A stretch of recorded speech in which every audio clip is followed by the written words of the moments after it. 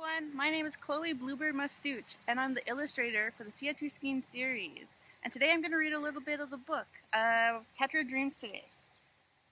Oh yeah, and this is... Ganeza. Okay. When we smudge the dream catcher, we are asking for the bad dreams to be trapped in the small holes of the web where they are kept away from the sleeping child. In the first morning light, the bad dreams vanish as the sunlight hits them. Magashine looked up at her grandson to be sure that he was hearing this important part of teaching. You see, Siha Tooskin, evil cannot live in the light of truth. The light that comes from grandfather's son exposes all things for what they really are. We can see things clearly in the light of day, where nothing can hide. In this way, the bad dreams can be seen for what they really are. They disappear to avoid being found out. Hello everybody, I am Ganeza. This is a willow. We're going to make the bad dreams all go away. So what you want to start off with is picking your willow branch. And when you find your willow branch, I usually go with the same thickness of a pencil, something that can still bend without breaking. Because if you get it too thick, it'll just break.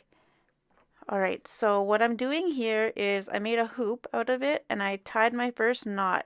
I used sinew on this, and I know a lot of people don't use sinew or don't have access to it as well. So you could just use like a hemp rope or some kind of yarn, even some thick thread, embroidery thread. You do what you want. So the way I started it off with was tying the circle together, and then I just tied a basic knot, and then here's where you start with your loops. So you want to make sure that they're spread out enough. You don't want to go too close. And then from there, you do your first circle. And to complete the loops around each one, what I do is I just loop one through and then move on to the next one. People can tie them as well, but I like keeping them a little bit looser just to have that good tension. You don't want to tie them too tight. I like having it adjustable in the end.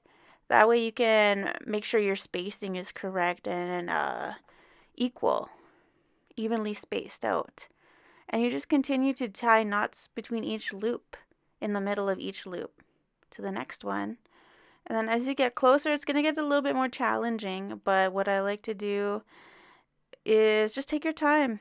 So I make a little loop and then I stick it in to the next loop, and it goes by quite quickly to resemble a spider web type thing.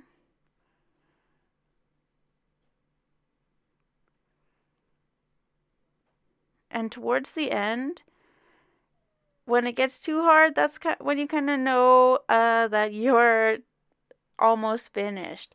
And what I like to do is I just tie a basic knot once I have enough space in the middle, because you want to leave that nice little open space in there too, because you could add beads to it. In the end, what I did is I added an acorn to mine, which isn't native to this area, but I collected it in BC sometime. And I use that as my natural dream catcher. A lot of people can use other things too, like metal hoops, and then they wrap it with some leather strapping, I believe, and then you add feathers. You can go crazy. You just do what you want. Or a stone. You can also add beadwork to it. I've seen a lot of crazy, awesome dream catchers that were beaded, which is very time intensive. If you have the time, you should try it. I have not myself. There were a lot of mosquitoes while I was creating this, so I was trying my fastest to get it finished. Towards the end, when you're done, it's really easy to adjust all of the loops. Because what I did at first is made sure that there was enough slack in order to adjust it in the future so that I can get an even result from each little section to make it more symmetrical and even with each other. dream catcher. See? Thanks for watching. Bye.